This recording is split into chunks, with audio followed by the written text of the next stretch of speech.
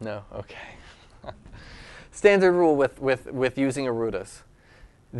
For the activation of an Aruda, generally we look at the transit of the sun and we see the Aruda, its seventh, or its trines. That's generally the places that activate an Aruda, a transit through there. So when Saturn is transiting the Aruda Lagna through those places, it's very more likely that death is going to occur. And it's a really quick and nice way to look at a chart. There was a woman that I was working with who had some ovarian cancer. And I looked at her chart, and Saturn was seventh from her Aruda Lagna. And it was changing signs in about 2 months. And she was going for some operations. It was, if she lived those 2 months, she was going to be cured. She wasn't going to die if she made it that far. So it gives a little understanding. But if Saturn had just entered that and she was getting worse and worse, then you know that you would start doing further calculations.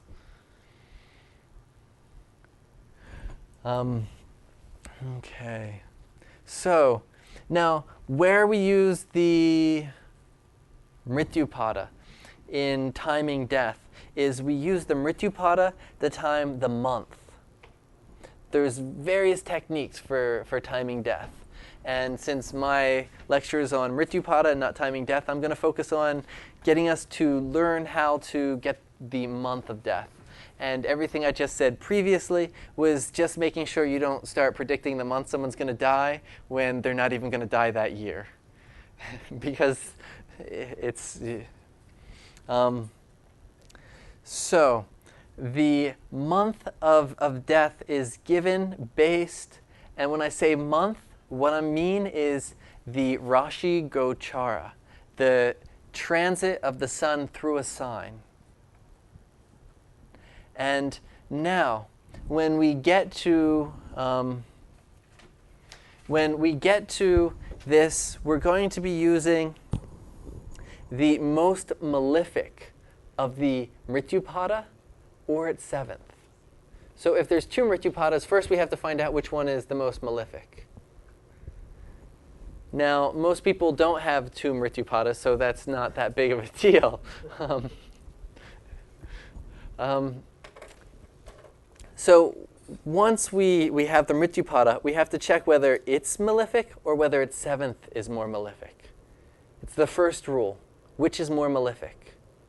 In your example, it's probably the seventh, because we saw how strong and protected your Mrityupada is. So most likely, it's the seventh from it.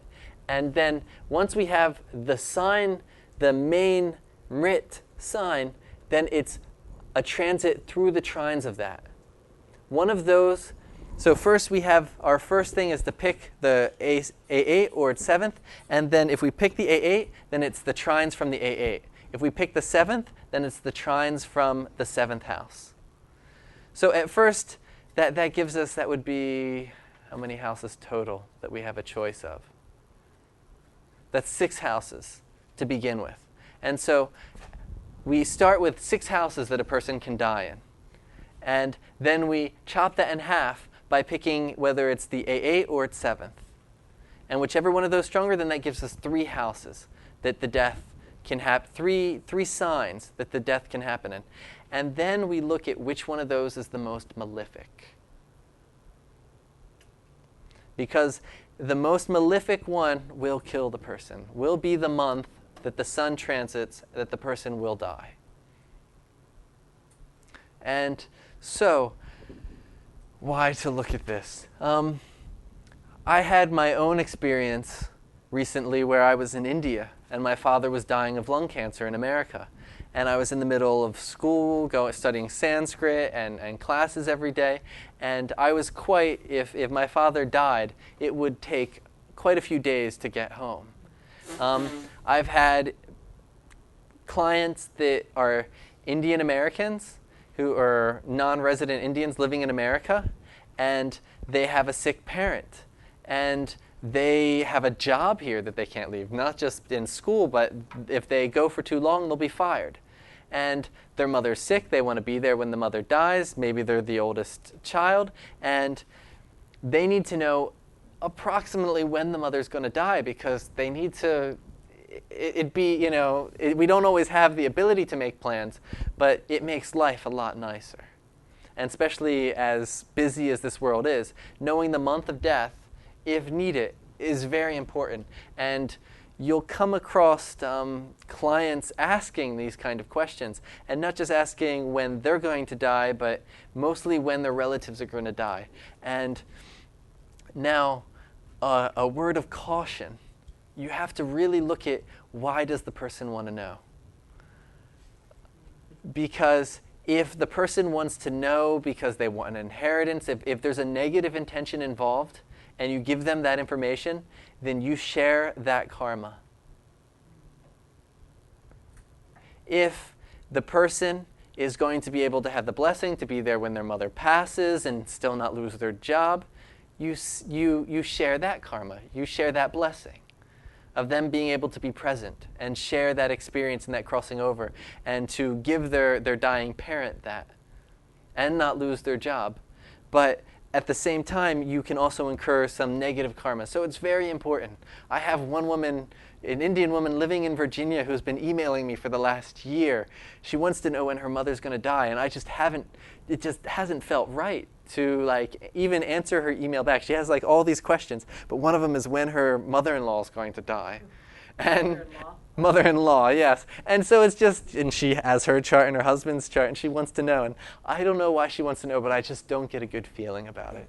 And so it's something that we have to really be careful about with this information, because it's sensitive information, and it's going to be your karma. A prashna. Yeah. Yeah.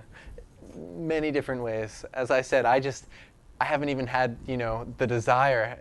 I can't even, there's an energy there I can't even. So maybe you need a prashna, maybe you can feel it, look at namitas, whatever it is. Ask why. It doesn't hurt to ask why. Because I'm a counselor, I don't ask why. So now I did most of this research, and it's pretty dark research, and I wouldn't advise it. My father had just died, and actually I started it before he died, because I was in India and I needed to know this, and it just happened to be that Lakshmi asked me to lecture on A8 at the same time that my father was sick, and Guruji said he wouldn't have let me write on it, but because of the situation it seemed right. So anyway, I started researching it at this time, and I was living at that time in Varanasi.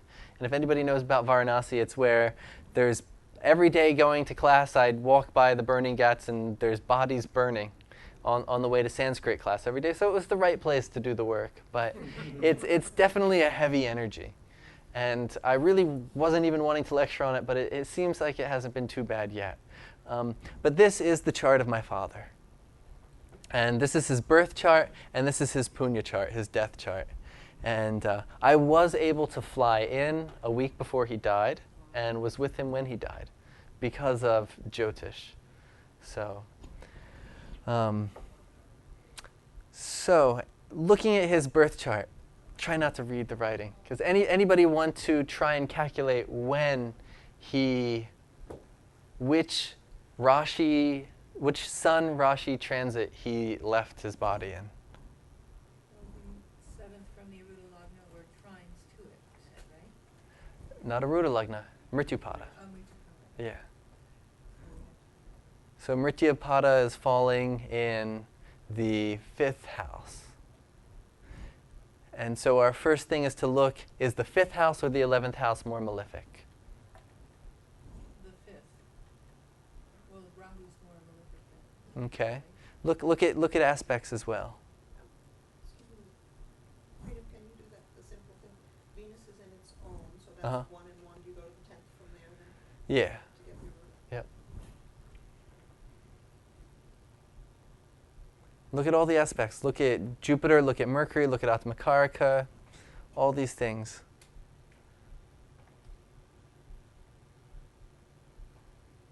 Are you sure the 5th is the strongest? Does anybody disagree? Good. Okay. And so now let's look at trines from the 5th. Which is the most malefic?